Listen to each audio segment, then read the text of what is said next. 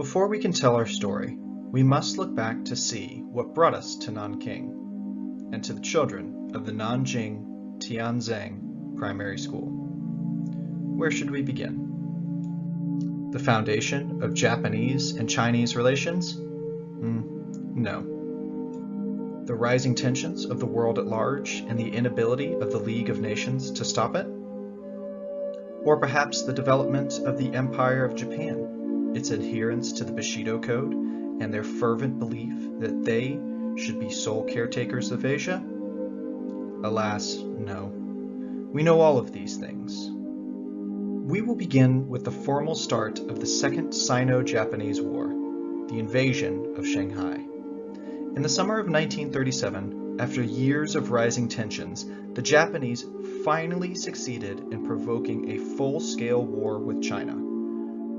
Conquering China proved to be more difficult than the Japanese had anticipated. Led by Chiang Kai-shek, the Chinese offered fierce resistance to the technologically superior Japanese.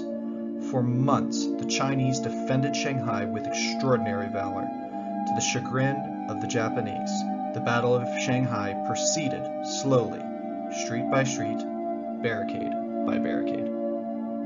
In the 1930s, the Japanese military leaders had boasted and seriously believed that Japan could conquer all of mainland China within 3 months. But when a battle in a single Chinese city alone dragged from summer to fall and then from fall to winter, it shattered Japanese fantasies of an easy victory. Here, this primitive people, illiterate in military science and poorly trained, had managed to fight the superior Japanese to a standstill. When Shanghai finally fell in November, the mood of the imperial troops had turned ugly, and many, it was said, lusted for revenge as they marched towards Nanking.